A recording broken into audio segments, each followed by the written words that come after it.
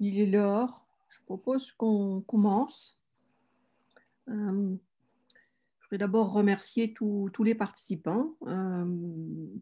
Lynn Mézeray et moi sommes là pour parler de deux mentions de master, le mention de master management de l'innovation et puis Lynn vous parlera de la mention de master en gestion des ressources humaines.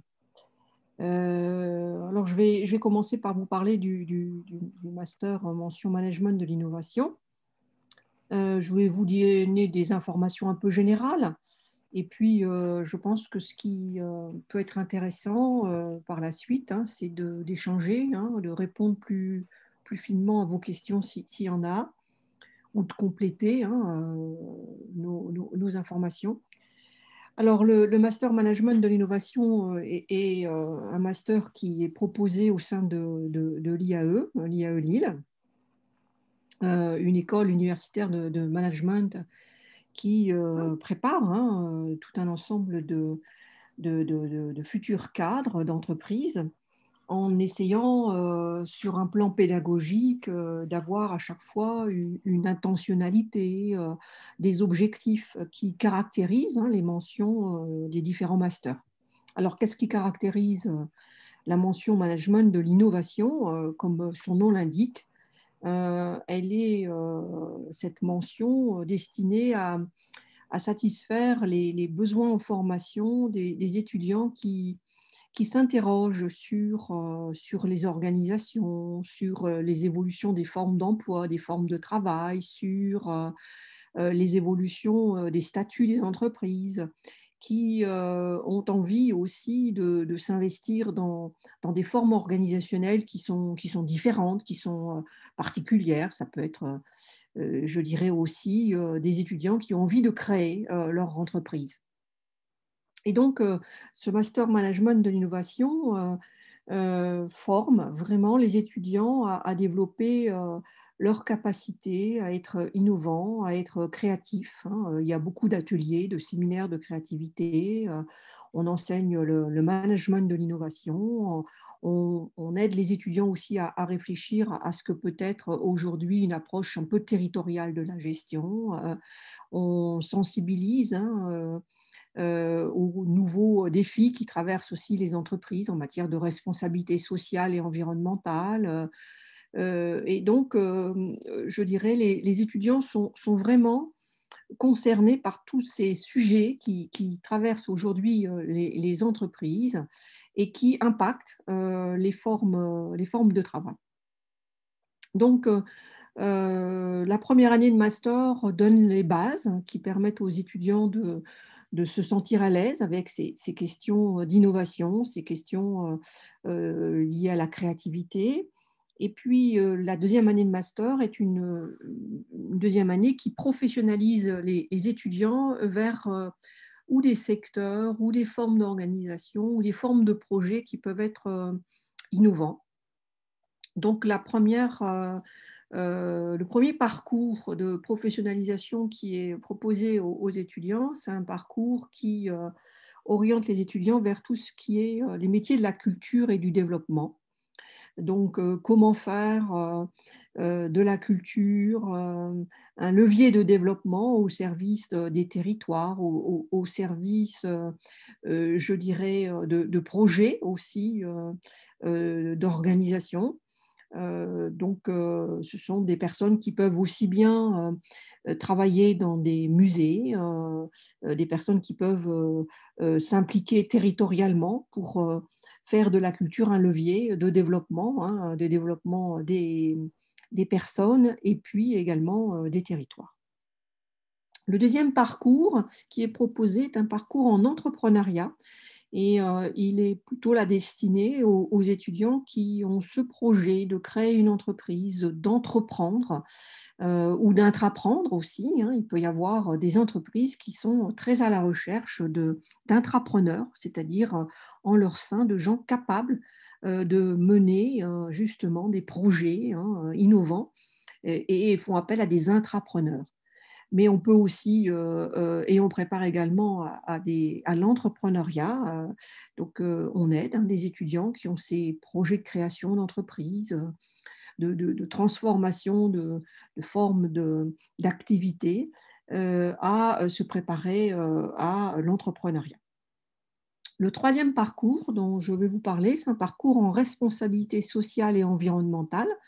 Donc là, on aide les étudiants qui ont des projets au sein des organisations, alors organisations entreprises, organisations territoriales, euh, intéressés par ces questions de développement durable, de responsabilité sociale, à mener des projets pour, je dirais, contribuer au sein de l'entreprise, au sein des territoires, là encore, à initier des actions qui sont des actions en faveur du développement durable ou de la responsabilité sociale et sociétale de l'entreprise.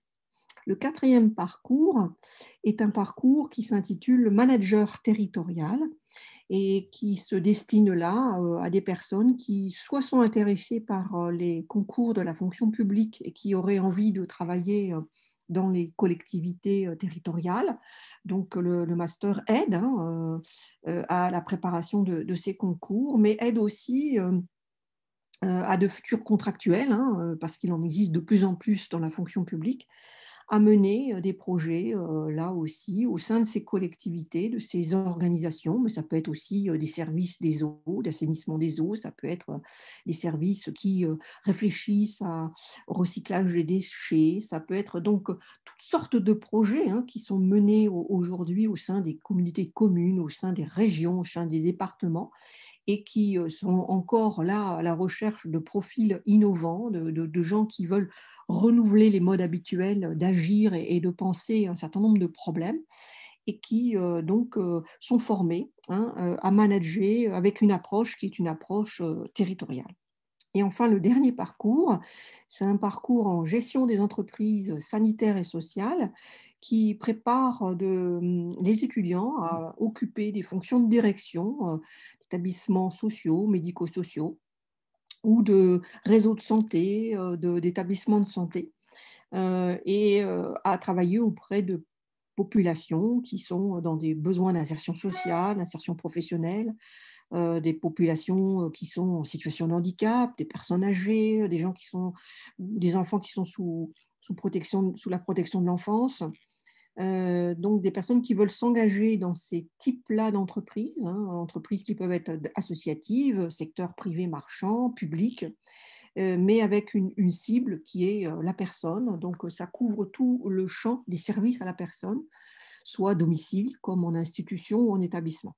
Donc vous voyez, des parcours qui sont très, très ouverts, qui ouvrent à toutes sortes de métiers, de toutes sortes de fonctions, toutes sortes aussi de types d'entreprises, avec quelque chose qui rassemble ou qui fait ces études, que les étudiants, sans dire qu'ils se ressemblent, mais partagent quelque chose en commun, qui est cette envie de revitalisation, de transformation, cette envie d'innovation, de penser autrement l'entreprise, de penser autrement la gestion des territoires, de penser autrement les services à la personne, de penser autrement et d'agir autrement en matière, je dirais, d'entreprendre. Et donc, voilà ce qu'est le master mention management de l'innovation et les différents parcours auxquels il offre. Alors, lors de la première année de master, les étudiants sont ensemble parce qu'ils ont en commun cette envie d'être développés dans leur potentiel d'innovation et de créativité. Mais en même temps, on commence dans la première année de master à les mettre en petits groupes selon les parcours de Master 2 qu'ils veulent suivre pour les préparer, pour commencer à les professionnaliser.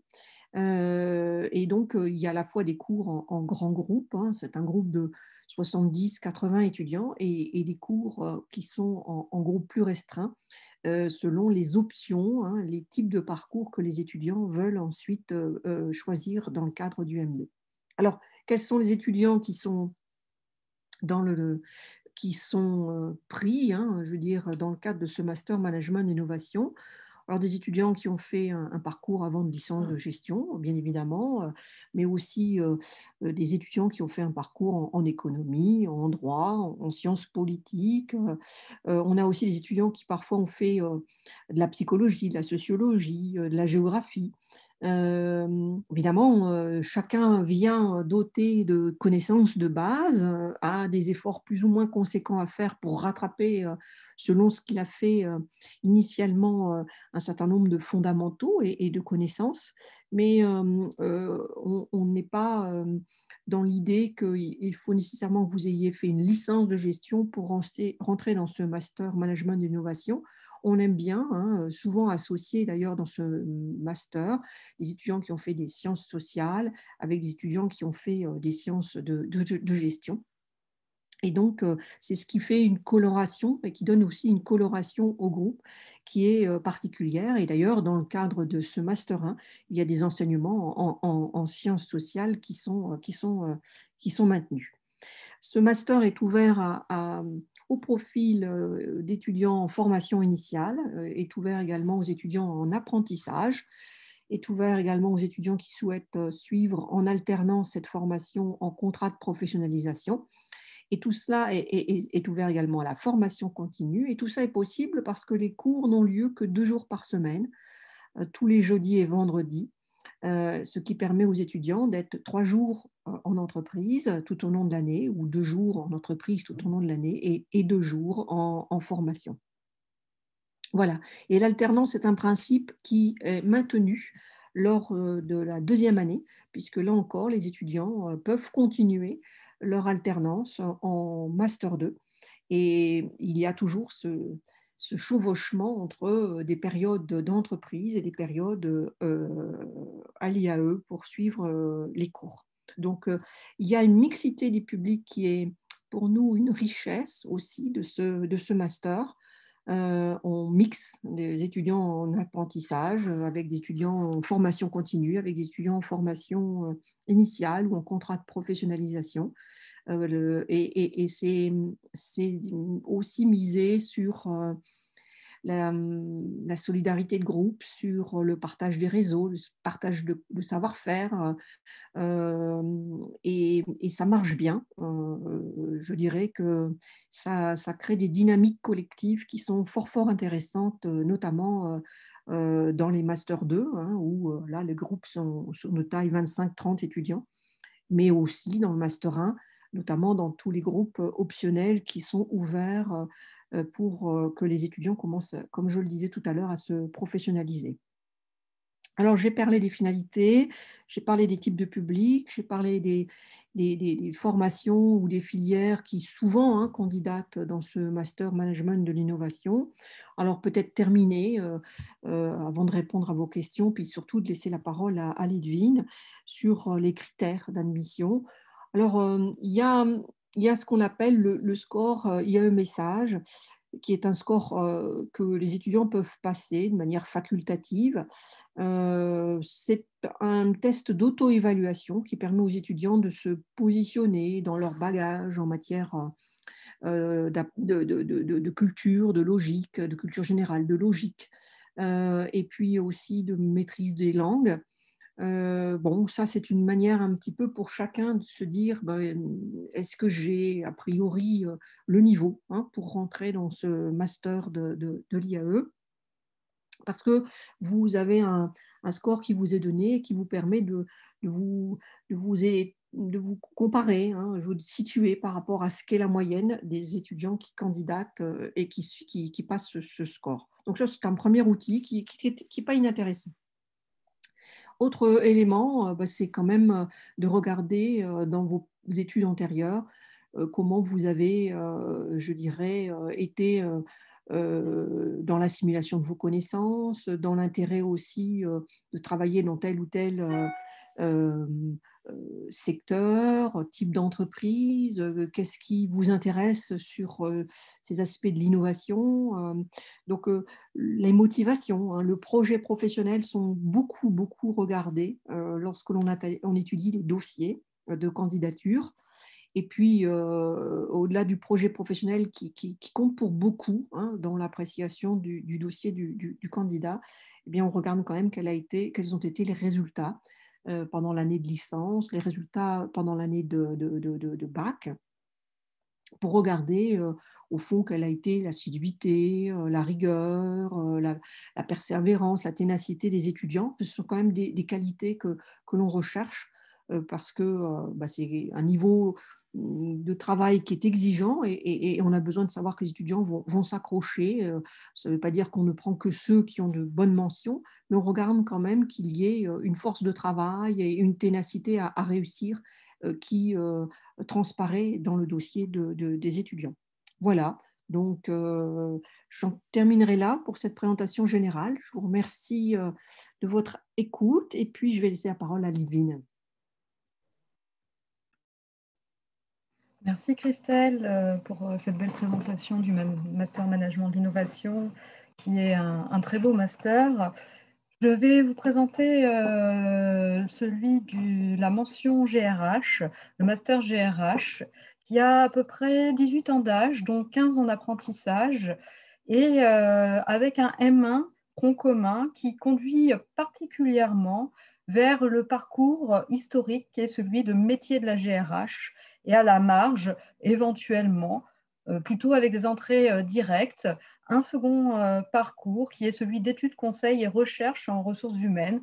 Donc plutôt un premier parcours de M2 qui est directement orienté vers l'action et qui est plutôt dans la droite lignée du M1, et un second parcours qui est plus destiné à l'enseignement recherche. Ce master GRH, il a comme philosophie principale d'être centré sur les contextes organisationnels, les divers contextes aussi de mission qui peuvent être différentes selon les secteurs où on se trouve, selon le type d'entreprise dans lequel on se trouve. La formation, par exemple, dans un grand groupe ne sera pas la même que dans une PME et éventuellement, vous n'aurez pas la même façon de gérer la rémunération dans le secteur public ou dans le secteur privé, pour donner ces exemples parmi tant d'autres. Donc, une dimension contexte qui est dans l'ADN profond de ce master GRH et qui prend appui sur, on va dire, des situations concrètes, d'où le fait que ce master soit proposé principalement en M1 tronc commun et en M2 parcours, donc métier de la GRH, en alternance. En M1, il s'agit principalement d'un rythme qui est de 3 jours, 3 jours en entreprise et 2 jours en école. Donc les 2 premiers jours, lundi, mardi à l'école, 3 jours en entreprise.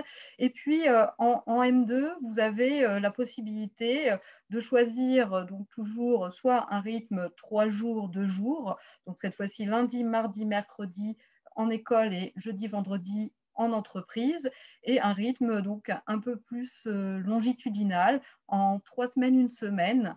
Vous êtes donc une semaine à l'école, puis 3 semaines en entreprise, qui permet justement d'intégrer en entrée directe, au niveau du M2, des profils qui seraient plutôt formation continue. Donc, un M1 qui est principalement fondé sur de l'alternance, qui est plutôt de l'ordre de l'apprentissage, avec à la marge de possibles entrées de formation continue. Et puis, en M2, donc, vous avez la possibilité de choisir soit contrat pro, soit un régime formation continue, et bien évidemment poursuivre votre apprentissage si vous venez directement du M1. Ce Master GRH, outre la dimension contexte qui va donc aussi prendre appui sur ces missions d'entreprise que vous allez avoir dans le cadre de vos alternances, eh bien, va aussi, on va dire, être étoffé, étayé par 2 éléments principaux, à savoir une pierre angulaire du master qui est la réflexivité.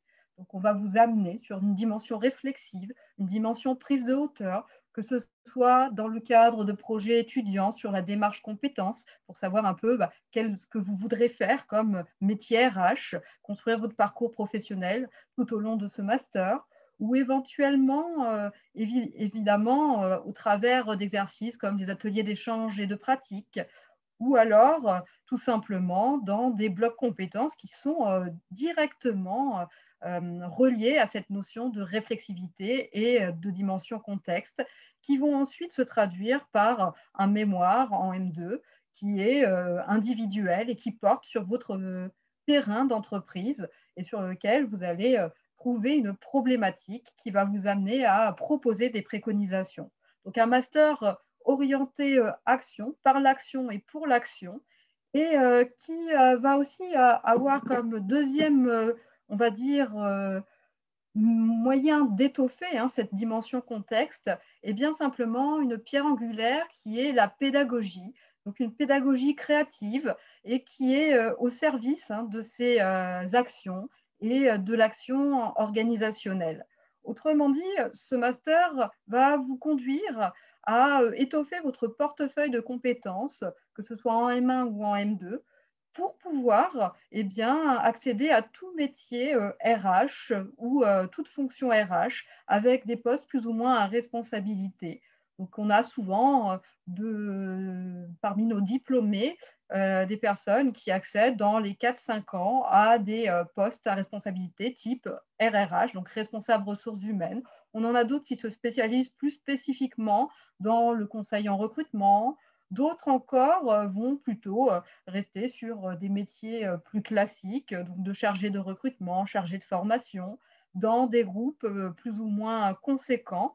Et puis, quelques-uns vont être sur des métiers vraiment généralistes qui touchent à tous les process RH, comme assistant RH, chargé de mission RH, chargé de développement RH, chargé de projet RH. Ce sont des métiers qui émergent d'ailleurs de plus en plus dans les années à venir.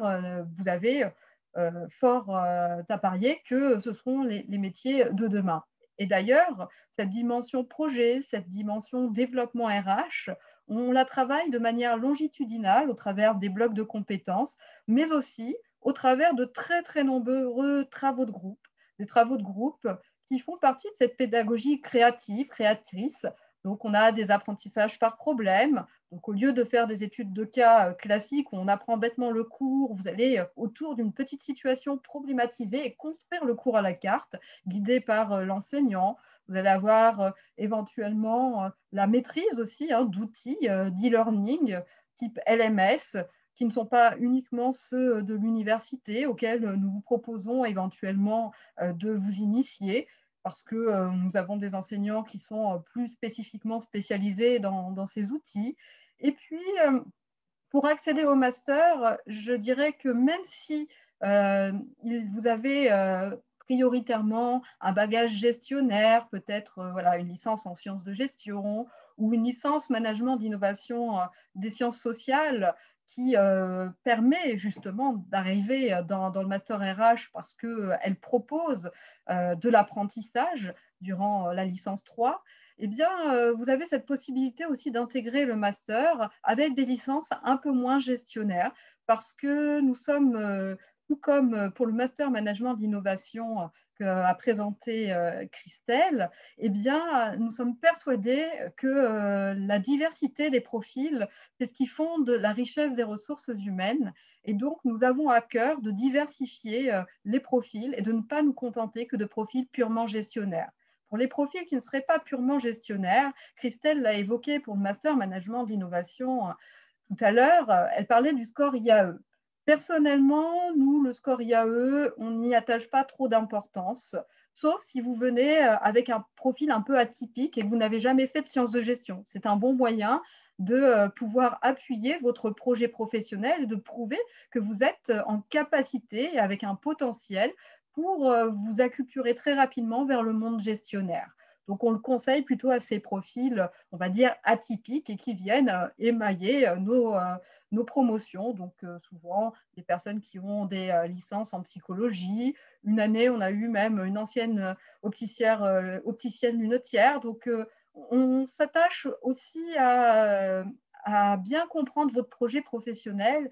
Et je dirais que dans les modalités de recrutement, vous allez devoir donc réaliser un dossier, donc, comme pour tout le monde, à remplir sur e-candidat. La session, d'ailleurs, ouvre le 29 mars pour la première session, la seconde le 15 mai. Je vous conseille particulièrement de candidater plutôt à partir du 29 mars, puisque le 15 mai, nous sommes un master très sélectif et donc nous avons beaucoup de candidatures pour peu de capacité d'accueil au final. Donc, mettez toutes vos chances de côté, mais surtout, mettez toutes vos chances de côté en construisant bien ce dossier. Donc, outre vos notes depuis le bac qui vont être épluchées, eh bien, ce qui va compter le plus pour nous, c'est la rédaction de votre projet professionnel en sus de la lettre de motivation. On vous attend d'ailleurs sur cet exercice pour vérifier que vous savez faire la distinction entre ces deux types de rédaction, que sont la lettre de motivation et le projet professionnel.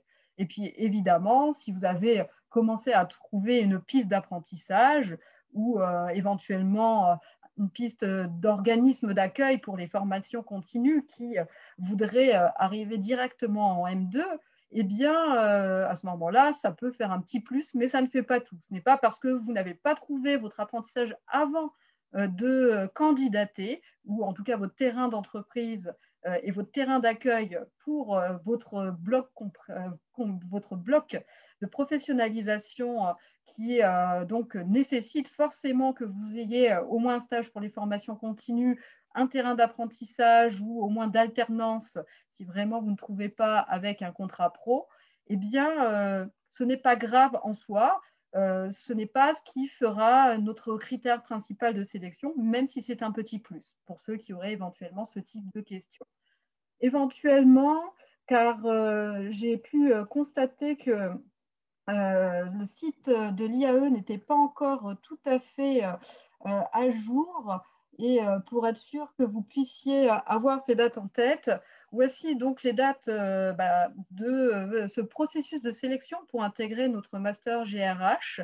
Donc, date de début de candidature, de fin de candidature sur e-candidat, les dates de publication d'admission et les dates d'entretien, si tant est qu'on puisse les faire au moins en distanciel. S'ils sont faits en distanciel, puisque nous avons toujours à cœur de prendre le plus de personnes possible lors des entretiens donc, de motivation, eh bien, on étalera peut-être ces dates pour que vous puissiez avoir votre chance de nous convaincre cette fois-ci plus sur votre projet professionnel et sur votre motivation que sur votre dossier qu'on aura déjà épluché.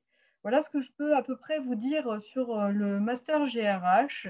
Et sans plus attendre, je pense, parce que je vois que dans le fil du chat, il y a pas mal de questions, tant pour management d'innovation que pour le master GRH, eh bien, je vous propose de passer aux séances de questions-réponses.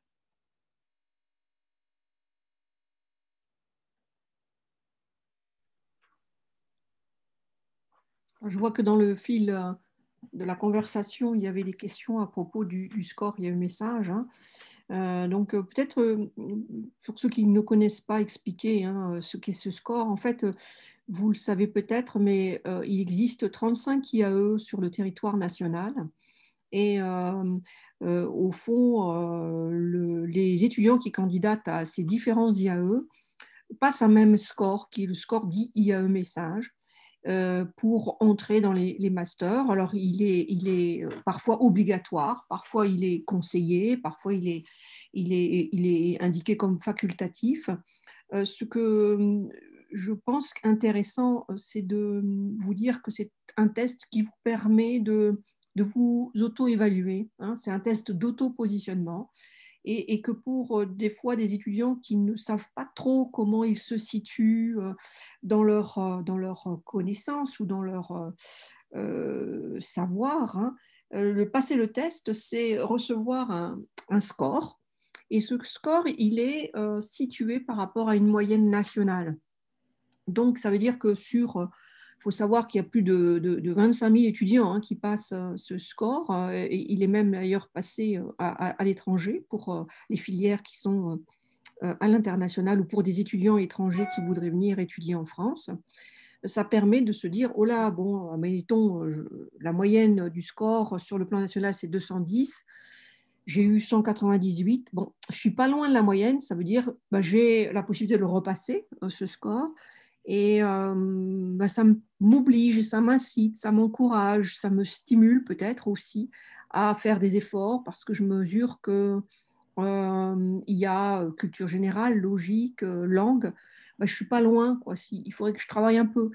Donc, au fond, c'est aussi une manière d'inciter ou de stimuler ou d'encourager certains étudiants à acquérir ou à combler des manques dans leur connaissance et qui, au fond, peuvent les aider aussi à se sentir en plus grande confiance ou en plus grande sérénité dans l'engagement en formation.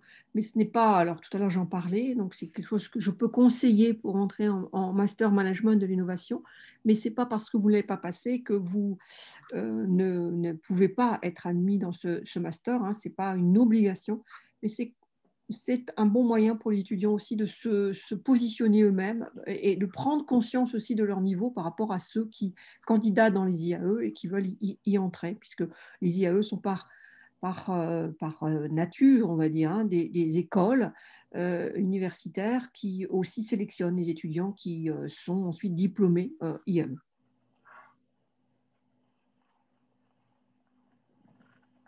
Alors, est-ce que pour rentrer dans le master management d'innovation, il faut obligatoirement avoir trouvé une alternance avant d'être accepté?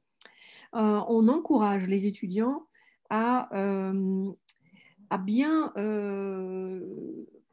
tenter, dès que c'est possible pour eux, de capitaliser sur des expériences professionnelles. Donc, soit ils ont un contrat d'apprentissage, soit ils ont un contrat de professionnalisation, soit ils n'en ont pas, et ce n'est pas un problème, ils sont en formation initiale. Il faut savoir qu'un étudiant en formation initiale peut faire jusqu'à 6 mois de stage sur l'année. Donc, nous, on encourage les étudiants. Le cas échéant, il y a des étudiants qui font le choix. Ils me disent, j'aime beaucoup, moi, j'ai envie, je ne sais pas encore vraiment dans quel type d'entreprise je veux travailler. Et donc, ils s'essayent, ils font un mois de stage dans une entreprise, un mois dans une autre, etc. Et ça leur permet d'affiner leur projet professionnel. Donc, comprenez bien que pour moi, ce n'est pas parce que vous n'avez pas trouvé une alternance que vous n'êtes pas accepté. Mais une fois que vous êtes accepté, l'alternance est quand même une modalité pédagogique hein, qui est encouragée. On vous incite quand même à trouver le moyen de vivre des expériences. Ça peut être aussi des expériences de contrats où vous êtes salarié parce que vous avez besoin de financer vos études. Hein. Donc, vous travaillez dans un... voilà, j'ai un étudiant cette année, moi par exemple, qui travaille dans un drive. Bon, j'essaye de l'aider à faire de son expérience le moyen d'interroger son organisation, son entreprise, sa politique de gestion et des clients, mais aussi des salariés. Toute expérience professionnelle, quelle qu'elle soit, hein, et les étudiants ont des histoires de vie et des besoins aussi différents. Donc, je ne veux absolument pas imposer un mode opératoire, mais que chaque expérience soit l'occasion pour l'étudiant d'en tirer des enseignements et de pouvoir valoriser ça comme des expériences professionnelles qui compteront pour lui lorsqu'à un moment donné, il se présentera sur le marché du travail et aura à négocier aussi son insertion professionnelle. Donc l'alternance, pourquoi il y a cours que le jeudi et le vendredi? Pour permettre aux étudiants d'être au moins 2 jours en entreprise sous des formes contractuelles très différentes, hein, comme je l'ai dit tout à l'heure. Hein.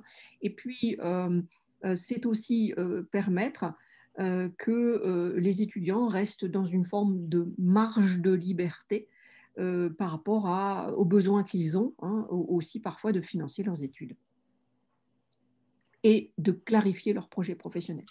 Alors, il y a une question encore qui restait sur qu'est-ce qu'un bon score IAE message. Je vais peut-être rebondir là-dessus. Un bon score IAE message, c'est par rapport à l'endroit où vous l'avez passé. Parce que selon le lieu où vous allez passer votre score, les questions, la banque de questions ne doit pas être la même. Et donc, vous allez avoir une moyenne qui va être plus ou moins difficile à atteindre. Donc, on va plutôt se baser sur les quartiles, c'est-à-dire qu'on va regarder quelle est la tendance haute, les meilleurs scores à l'intérieur du score IAE, et quelle va être la dernière tranche. Et on va vous comparer plutôt par rapport à est-ce que vous êtes proche voilà, des meilleurs scores qu'il y a pu y avoir sur ce passage de test, ou est-ce que vous êtes plutôt dans la queue du peloton. Donc vous pourriez avoir à peu près 230, et là, on pourrait dire que c'est un très bon score message. Mais peut-être que éventuellement, selon l'endroit où vous avez passé ce score, vous allez avoir peut-être 178, 180. Et pourtant, on pourra considérer que c'est quand même un bon score parce que eh bien, les meilleures moyennes sont de 180 sur ce passage de test. Donc, quand on étudie les dossiers, et je pense que c'est pareil pour management de l'innovation, on s'intéresse plus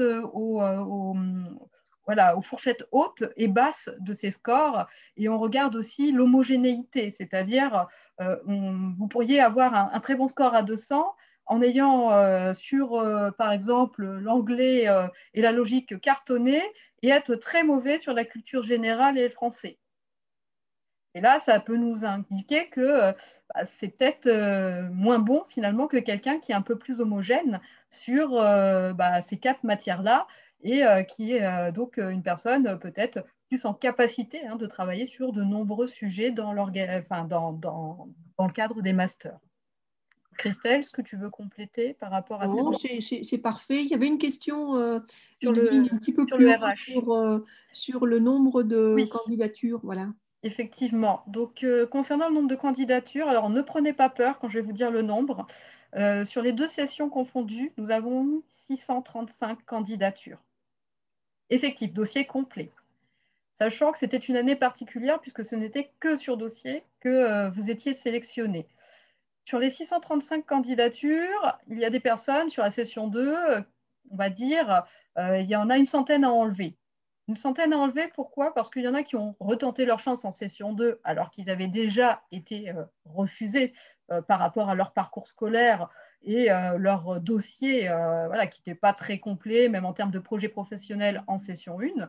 Donc, cela, on a dit, ce n'est pas juste par rapport à ceux qui candidatent en session 2 directement, qu'ils aient une deuxième chance. Voilà, ils ont de quoi s'améliorer sur la rédaction du projet professionnel, mais ça ne fait pas tout.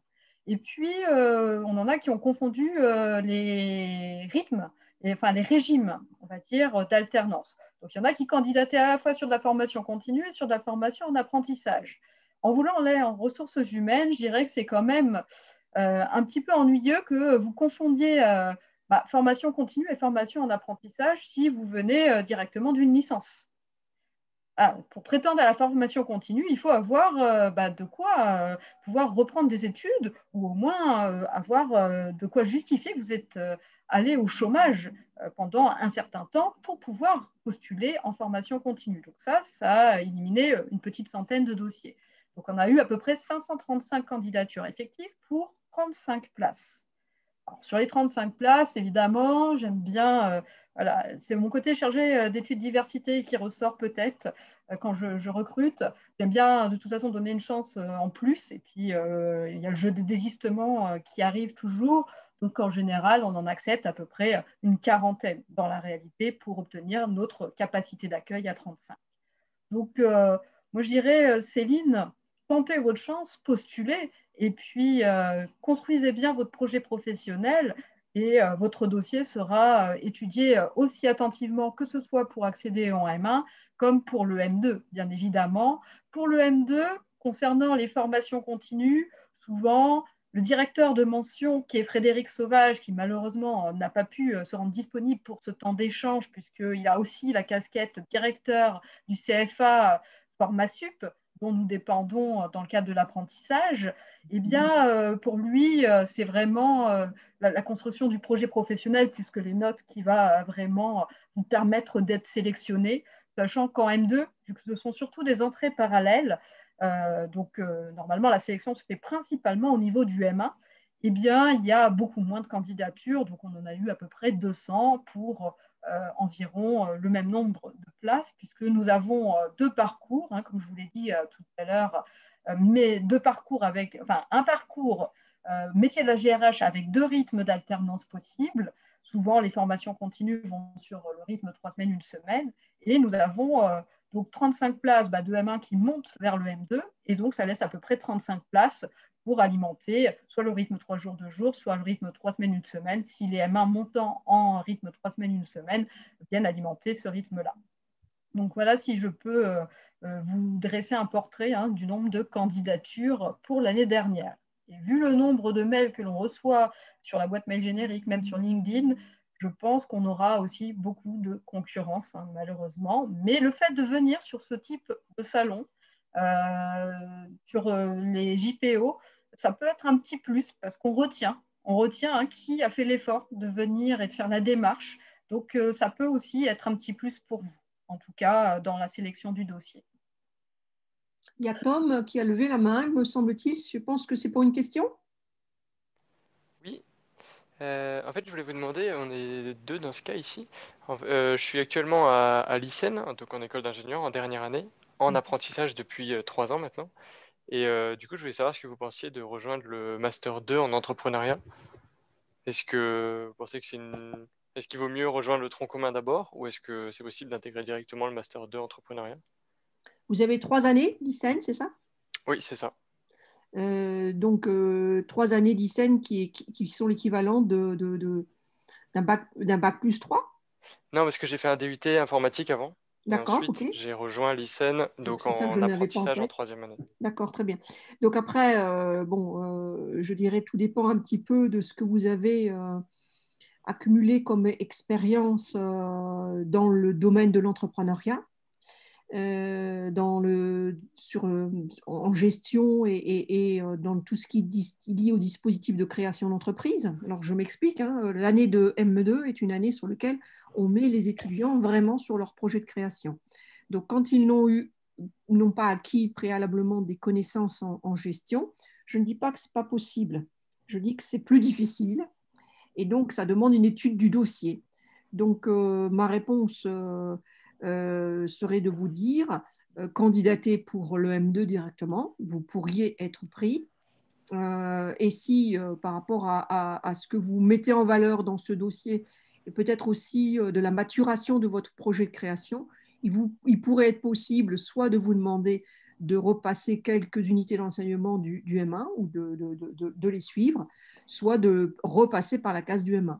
Voilà. D'accord. Mais par contre, aller directement refaire un M1, c'est possible aussi. C'est possible aussi. Vous pouvez recandidater en M1, tout à fait. Ok.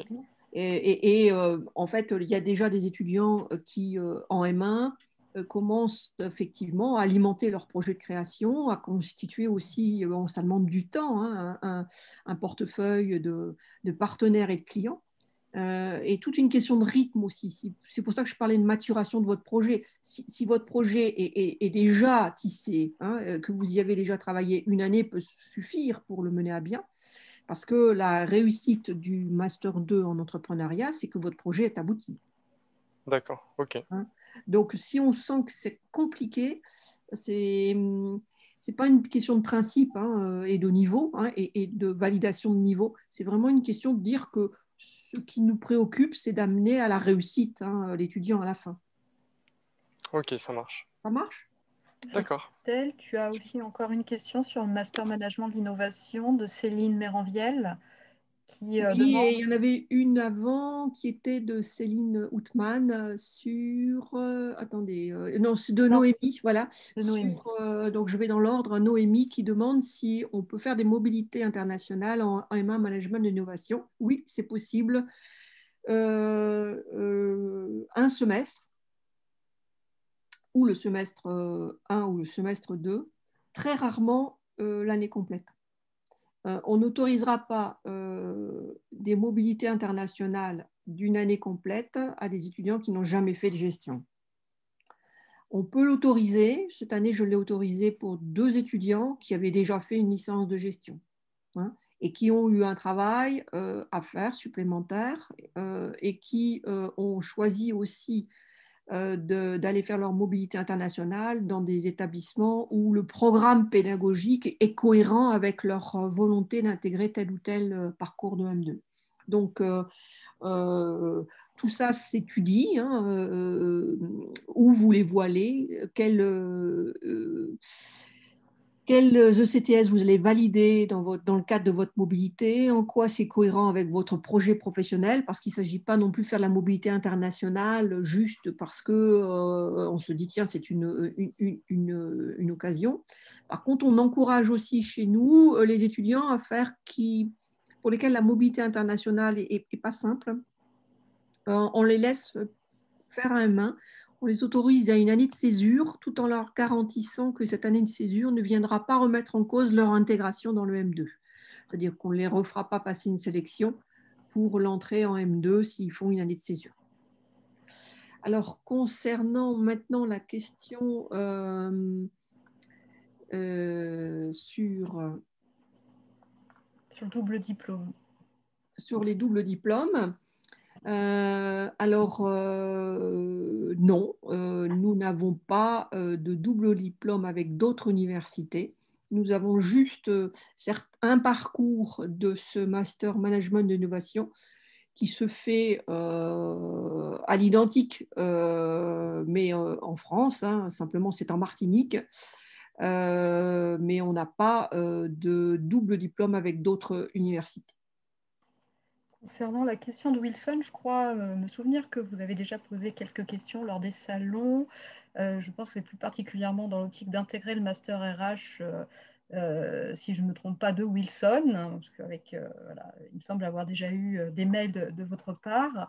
Donc la licence AES, oui, est tout à fait tolérée pour les dossiers. C'est une licence gestionnaire et je dirais que c'est une licence 3. Et que ce soit pour le master RH, où je pense que Christelle ne me détrompera pas, hein, que ce soit aussi pour le master management de l'innovation, vous pouvez tout à fait prétendre à postuler sur l'un ou l'autre de nos masters, avec une licence AES. Tout dépend évidemment de vos notes. Oui, voilà, peut-être que je ne les ai pas toutes nommées tout à l'heure, hein, et ça n'a pas de caractère discriminant. Moi, j'ai envie de dire que pour le Master Management Innovation, on accepte tout type de licence. On accepte tout type aussi d'étudiants ayant des profils parfois qui pourraient sembler éloignés.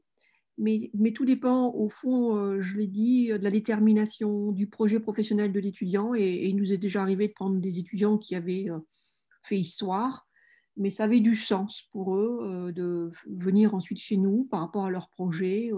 D'autres qui avaient fait géographie. Alors, évidemment, ils se destinaient à travailler plus dans des approches d'aménagement au sein de politique de la ville ou de collectivités territoriales. Donc, ça avait du sens aussi. Donc, voilà, c'est ouvert, hein, à vraiment beaucoup de profils. Lidvine a dit qu'on aimait la diversité, c'est vrai. Voilà, moi j'aime la diversité, j'aime aussi des étudiants qui ont envie, hein, de profiter de ces 2 années de formation qu'ils ont, puisque on vous l'a dit, il y a beaucoup de candidats, donc quand on choisit des étudiants, on a envie qu'ils y aillent à fond, parce qu'on pense à ceux à qui on a dit non, et on ne voudrait pas avoir fait un choix de donner une place à quelqu'un qui, au fond, va être assoupi, entre guillemets, c'est une image, hein, durant 2 années chez nous, quoi. Tu as une autre question encore pour le master, cette fois-ci, pour le parcours manager territorial, Christelle. Alors oui, pour le parcours M2 manager territorial, il y a des accords avec la faculté des sciences juridiques de Lille. Donc, il y a des cours qui sont donnés par des enseignants de cette faculté pour aider justement à la préparation au concours de la fonction territoriale. Et puis, il y a des cours donnés aussi dans le cadre de ce M2 manager territorial qui le sont par des intervenants qui, dans les contenus qu'ils amènent, aident grandement les étudiants à préparer au concours de la fonction territoriale, ce qui fait qu'on a chaque année, hein, il faut le dire, de très bons résultats pour les étudiants qui préparent des concours. Tout à l'heure, on me posait la question d'attaché territorial. Oui, on en a. Alors, vous dire que la formation suffit et qu'il n'y a pas un travail supplémentaire à faire pour l'étudiant, je ne dirais pas ça, hein, mais ça aide grandement, comme un peu le parcours en gestion des entreprises sanitaires et sociales est suivi chaque année par des étudiants qui ensuite préparent les concours de la fédération, de l'école des hautes études en santé publique pour devenir directeur d'établissements hospitaliers ou directeur d'établissements médico-sociaux, mais notamment pour les gens qui veulent intégrer la fonction publique. Hein, parce que des fois, pour intégrer la fonction publique, il faut avoir ces concours-là. Et donc, on en a aussi tous les ans qui viennent chez nous, bénéficient de cette culture qu'on leur apporte et puis se sentent beaucoup plus armés pour ensuite passer les concours à l'EHESP. Alors, est-ce que le M2, gestion des entreprises sanitaires et sociales, est un équivalent du CAFDES ? Oui, il permet d'exercer les mêmes types de postes. Hein. On a des étudiants d'ailleurs qui parfois ont le CAFDES qui viennent chez nous suivre le M2, gestion des entreprises sanitaires et sociales. Disons que le M2, gestion des entreprises sanitaires et sociales, dépend du ministère de l'Éducation et le CAFDES dépend du ministère on va dire pour simplifier, des solidarités de la santé. Donc, on n'est pas soumis aux mêmes exigences. Par exemple, dans le cadre du M2, gestion de l'entreprise sanitaire et sociale, on doit nécessairement avoir une formation adossée à la recherche et amener, je dirais, des enseignements qui sont des enseignements qui permettent de faire du benchmarking, qui permettent d'aller voir un peu ce qui se fait ailleurs dans d'autres pays, de capitaliser aussi sur des retours d'expérience ou des études sur la manière dont on gère tel ou tel type d'établissement, ce qui n'est pas inexistant au CAFDES, mais beaucoup moins poussé. Par contre, sur les aspects techniques, sur les aspects opérationnels, sur les aspects pratiques liés à la gestion d'un établissement social ou médico-social, on est, je dirais, sur les mêmes enjeux, sur les mêmes objectifs. Disons que peut-être que dans le master de gestion des entreprises sanitaires et sociales, on autorise, parce qu'il est sous la mention management de l'innovation, on incite les dirigeants d'ailleurs, hein, les 2/3 des étudiants qui sont dans ce master sont des étudiants en formation continue, donc déjà occupent des fonctions de direction. On incite les étudiants à être des créatifs, des innovants, et donc ne pas être, je dirais, des prestataires hein, des politiques publiques simplement, mais d'être aussi des initiateurs de nouveaux projets, d'initier de nouvelles expérimentations, d'être novateurs hein, dans les modes de prise en charge des personnes. Donc, ce master existe depuis une quinzaine d'années maintenant, hein, et donc il a une bonne notoriété au niveau régional, et on a tous les ans hein, à peu près 25 directeurs d'établissement qui viennent se former dans ce master, et à ça s'ajoute une quinzaine d'étudiants en formation initiale ou en apprentissage.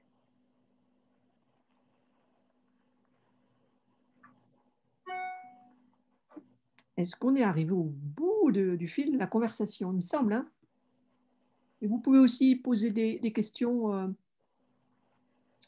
sur le chat. Sur les chats. Et là, en prenant la parole, hein, si vous voulez. C'est plus sympathique aussi qu'on entende vos douces voix.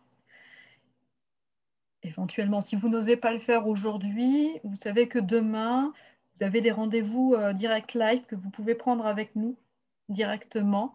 Et donc, si vous êtes un peu timide pour le faire là, avec ce mode un peu conférence plénière, c'est jamais toujours évident, hein, surtout encore plus en distanciel, hein, de se manifester. Vous pouvez bien évidemment prendre rendez-vous avec nous en vous rendant sur voilà, l'application qui vous permet de le faire. Ce sera avec plaisir qu'on échangera avec vous, tant Christelle que moi-même, ainsi que les étudiants que nous avons mobilisés pour répondre éventuellement à vos différentes questions.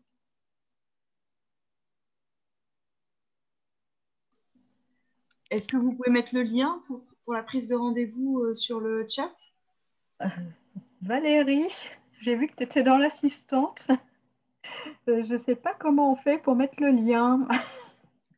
En fait, il faut vraiment que vous alliez sur la plateforme Sur la plateforme Imagina. Imagina, oui. Et c'est en allant sur cette plateforme. Vous créez un profil. Voilà. Et en créant le profil, vous tapez dans l'outil barre de recherche Journée porte ouverte Université de Lille. À ce moment-là, vous cliquez sur Université de Lille. Vous allez prendre la rubrique École et Institut. À l'intérieur de cette rubrique, vous allez avoir IAE Lille. Vous allez pouvoir cliquer dessus. Et en bas donc, de la page, vous allez avoir les différents types de diplômes et parcours existants dans le cadre de l'IAE Lille. Et donc, vous allez pouvoir cliquer sur le master qui vous intéresse particulièrement, que ce soit le master management de l'innovation, le master GRH. Et à l'intérieur de la page dédiée à chaque mention, chaque master, vous allez pouvoir faire prise de rendez-vous en direct ou alors vous rendre sur le chat. Est-ce que vous voulez qu'on vous mette dans le fil de la discussion ce cheminement de parcours pour arriver jusqu'à nous? Oui, s'il vous plaît, si c'est possible. Oui, bien sûr. Alors, j'ai mis créer votre compte. Une fois que ça c'est fait, vous tapez barre de recherche. Hop, voilà, barre de recherche. JPO Université de Lille, si ça ne marche pas.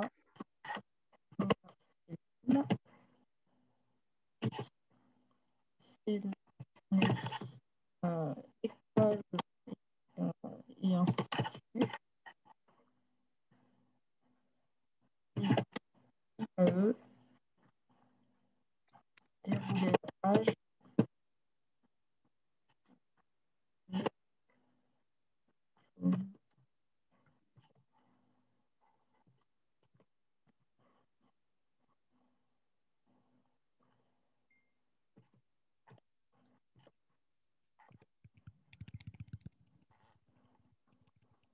Une fois sur la page.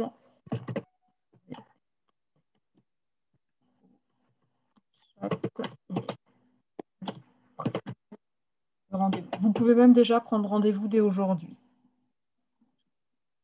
Et je vois, Christelle, qu'on a une dernière question. Mince, j'ai tout mis en mode privé à Christelle, donc c'est malin. J'ai oublié que j'avais envoyé un message. Alors je vais recopier. Pendant ce temps-là, je vais répondre à la question. Quel métier peut-on faire avec le master gestion d'entreprise sanitaire et sociale? Alors, pour le master gestion d'entreprise sanitaire et sociale, vous pouvez devenir directeur d'EHPAD. Vous pouvez devenir directeur dans le champ du handicap, des IME, des ESAT.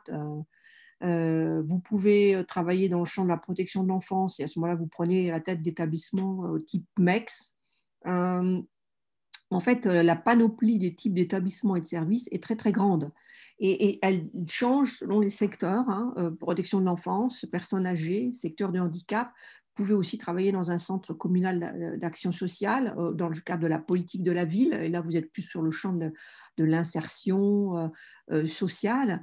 Vous pouvez être aussi des coordonnateurs au sein de plateformes de services pour permettre le maintien à domicile des personnes malades.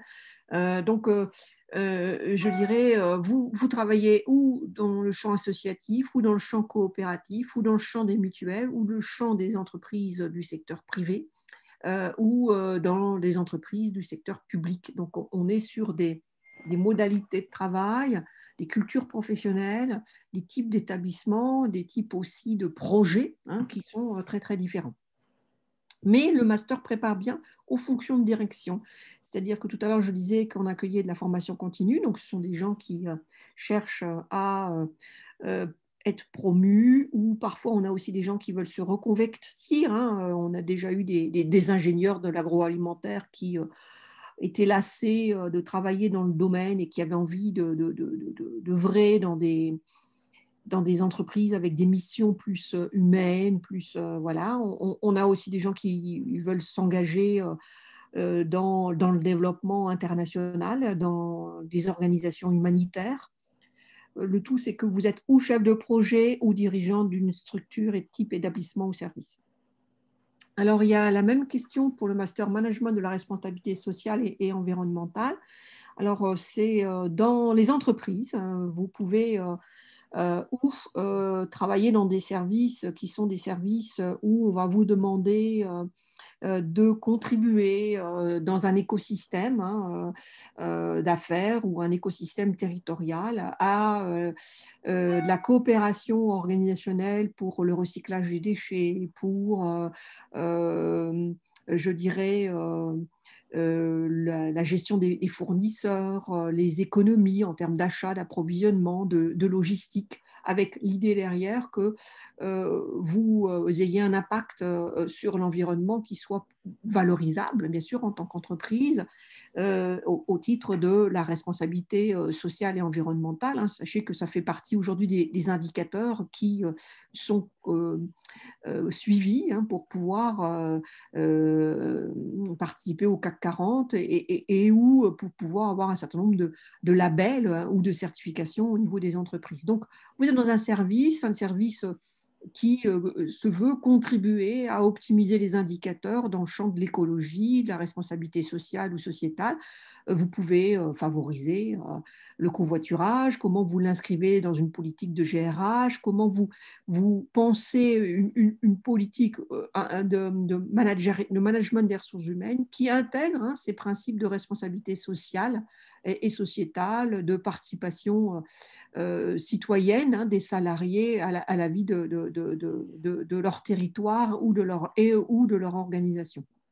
Donc, c'est ou des métiers qui sont à l'intérieur de l'entreprise, et il y a tout un ensemble de nouvelles fonctions dédiées à ces métiers de la responsabilité sociale et environnementale, ou ce sont des consultants qui travaillent dans des structures qui peuvent être des cabinets conseils, des coopératives de conseil, et vous aider des communes à développer des agendas 21, à développer des politiques de développement durable ou à développer l'économie de proximité ou l'économie circulaire, ou à développer, je dirais, des politiques d'aménagement qui favorisent un impact environnemental plus satisfaisant.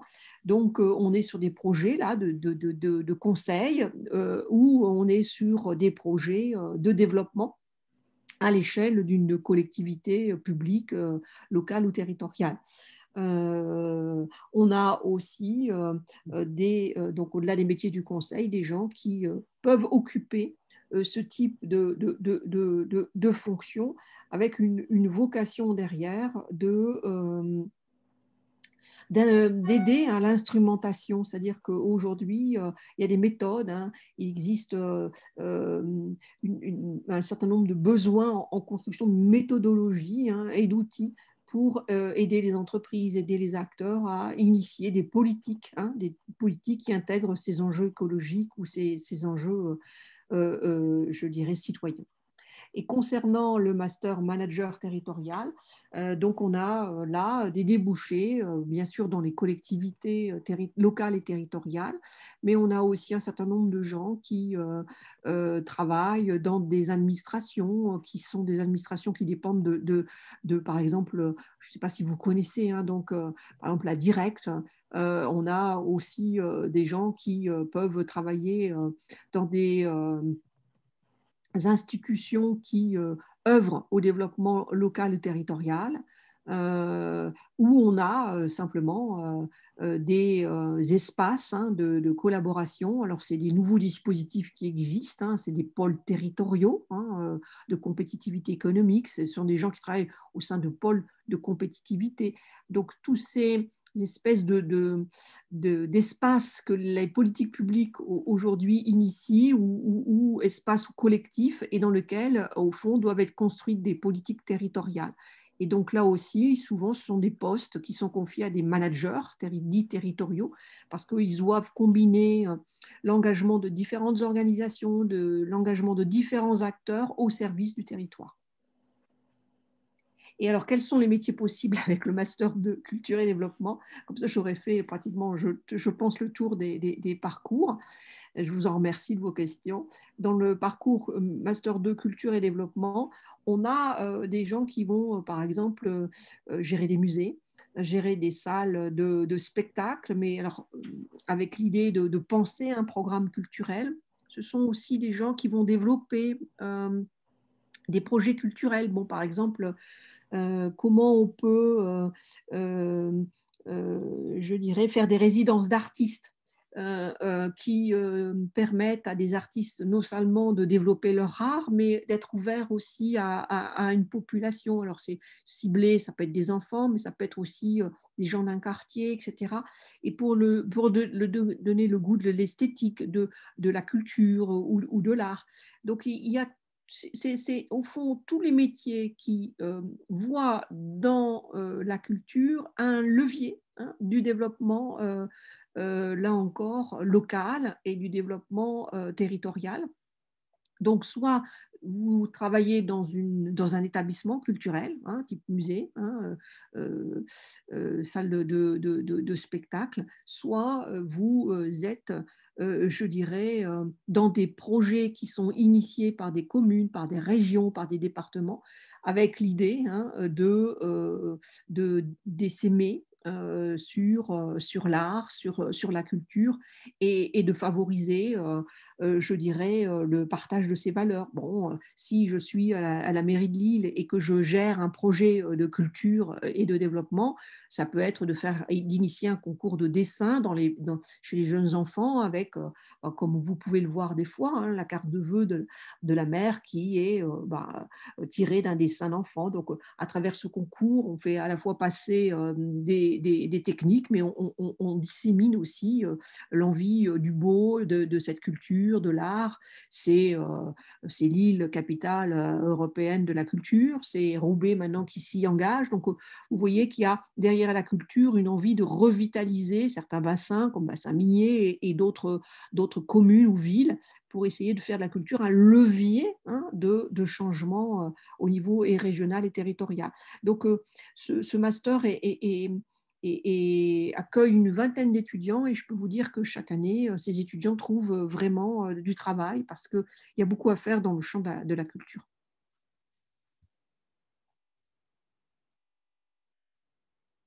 Est-ce qu'il y a d'autres questions?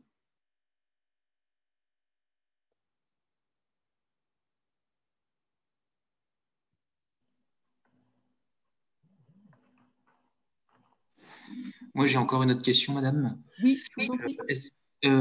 Quand on cherche une entreprise en alternance, on doit trouver une entreprise pour 2 ans ou c'est 1 an et 1 an? Alors, quand vous rentrez en M1, on vous demande de trouver un contrat sur les 2 années. Avec une entreprise qui comprend bien que les missions qui vous ont été attribuées en première année devront prendre De plus l'ampleur. de hauteur, on va dire, et de densité lors de la deuxième année. Voilà. Donc, c'est vraiment pour vous permettre d'affiner votre professionnalisation, mais il faut bien choisir l'entreprise et qu'elle comprenne bien aussi que vous êtes sur un parcours de formation et que ce qui peut être du domaine technique qui vous est confié au début de votre alternance en début de Master 1 doit, pour moi, du moins je l'exige pour les étudiants en Master 2, vous devez être, je dirais, à côté du directeur ou du service ou de l'établissement ou de la structure et faire fonction de directeur dans vos réflexions et dans vos décisions et vos actions. Donc, ça veut dire qu'on doit savoir, entre guillemets, ce qu'on veut faire déjà en Master 2 pour trouver la bonne entreprise. Alors, voilà, c'est-à-dire qu'effectivement, c'est pour ça que je vous disais qu'on accepte tous les statuts en première année, parce que quand les étudiants ne savent pas trop encore vraiment ce qu'ils veulent faire, moi, je considère que c'est normal qu'ils ne veulent pas tout de suite s'engager dans un contrat d'apprentissage et sur 2 ans. Bon, maintenant, si vous vous lancez et qu'au bout d'une année, vous vous rendez compte que, mon Dieu, c'est vraiment pas ce que je veux faire, vous pouvez toujours rompre un contrat d'apprentissage. Hein. Le droit, le droit du travail vous le permet, c'est comme un contrat, vous le rompez et vous pouvez reprendre un autre contrat ou un autre engagement l'année suivante. Hein. Ok, ça marche, merci. Hein. Moi, j'ai des étudiants qui avaient un contrat d'apprentissage et qui l'ont rompu au bout de 2 mois parce qu'ils se sont dit, mon Dieu, je m'étais fait une idée. Des fois, on se fait des idées sur des métiers et parce qu'on ne l'a pas pratiqué, hein, on ne l'a pas vécu. Et quand on le vit de l'intérieur, on se dit, mon Dieu, j'aurais jamais imaginé que c'était ça. Et je pense que c'est ce que nous, on doit garantir, c'est cette souplesse aux étudiants pour qu'ils ne soient pas dans une espèce de tube et qu'après, ils ont l'impression que leur vie est déjà conditionnée et qu'ils n'ont plus cette possibilité de changer, hein, finalement, de projet. Quoi. Ils peuvent maturer en 2 ans encore. Vous pouvez maturer encore en 2 ans. La preuve, c'est qu'on accueille ensuite en formation de master parfois des personnes qui, après avoir longtemps travaillé dans un secteur, viennent se reconvertir en disant, bon ben voilà, maintenant je ne m'épanouis plus dans mon métier, j'ai envie d'en changer. Et donc, que vous puissiez le faire encore à l'âge où vous n'avez pas encore défini votre projet de professionnel, moi je trouve ça tout à fait compréhensible. Donc, pas de souci pour moi. Ça marche. Et il y a combien de personnes qui postulent en management de l'innovation et combien de personnes sont prises Alors, environ? En management de l'innovation, donc avec derrière toutes les options, hein, parce que les étudiants qui candidatent dans le master, ils ont bien une idée aussi de ce vers quoi ils veulent poursuivre en master 2. Donc, on a grosso modo à peu près 1000 candidatures pour le master management de l'innovation. Dans ces 1000 candidatures, j'intègre ceux qui ont une licence chez nous, d'accord, que je comptabilise dedans, et qui veulent poursuivre de la licence vers le master management de l'innovation. Ça va? Okay. Donc, sur ces 1000 candidats, bon, un peu comme le disait tout à l'heure Lidwine, il y a quand même aussi des étudiants qui candidatent, mais n'affinent pas leur dossier. Voilà, il faut être réaliste. Hein, il y a toujours une part de dossiers qui sont vite éliminés parce que soit ça a manqué de soins, soit, je dirais, on ne sent pas la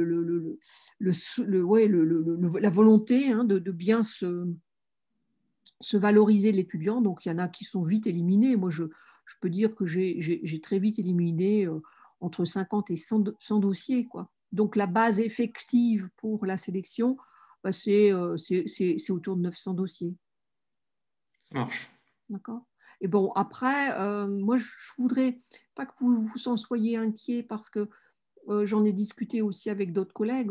À l'IAE, on a pas mal de masters, hein, et des masters qui peuvent aussi amener des doubles, triples candidatures, quoi. Donc, là encore, moi, j'ai tendance à dire que quand je vois un étudiant qui candidate dans le master management d'innovation et qui est capable de déposer aussi des candidatures en marketing, en commerce, en finance, bon, j'ai envie de dire, mais il ne sait pas ce qu'il veut, quoi. Vous voyez? Donc, après, les dossiers qui sont des dossiers pas ficelés, il y a un deuxième tri qui se fait, c'est des étudiants qui ne donnent pas l'impression de savoir vraiment ce qu'ils veulent, ce qu'ils veulent, c'est entrer dans un master. Et ceux-là, je les élimine parce que moi, j'ai besoin de gens qui sont vraiment intéressés par le projet pédagogique de la formation et qui me le montrent, quoi. Non, mais Voilà. ça marche. Après, j'imagine que c'est aussi normal que des étudiants postulent à plusieurs masters pour pas Tout à être fait. coincés. Alors, qu'on se comprenne bien, mon problème n'est pas qu'ils postulent à plusieurs Ah non, masters. j'imagine. Mais si par exemple vous postulez un master management innovation à Lille, puis vous avez postulé un autre, je ne sais pas moi, à Paris, puis un autre, bon, et que vous postulez également à d'autres masters en management ou en management sectoriel ou en management public, bah, tout ça reste cohérent. Ah non, j'imagine. Ok, ça Hein. Par marche. contre, si vous candidatez en commerce, en distribution, en finance, et qu'en même temps, je veux dire, voilà, là, ça devient incohérent. Ok, je comprends. Donc là, il faut encore en éliminer une petite cinquantaine. Hein. Voilà. L'année dernière, Merci. il y a 75 étudiants qui ont été admis en M1. Ok, ça marche. Voilà.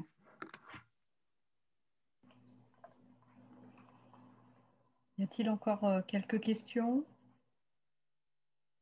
qui auraient émergé durant voilà, ce temps d'échange?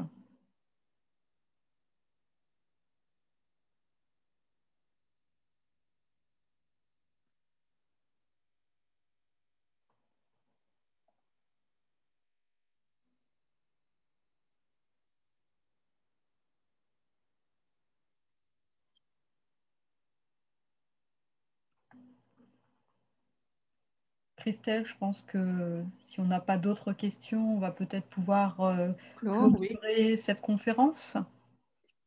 Alors, je viens de voir 2 nouveaux messages. C'est pour nous remercier. Ah, bon. Bah, écoutez, merci aussi à vous, hein, parce que je trouvais vos questions très, très pertinentes et donc, bah, ça nous aide aussi à affiner nos apports et les points qu'on aborde, quoi. Donc, un grand merci à vous aussi.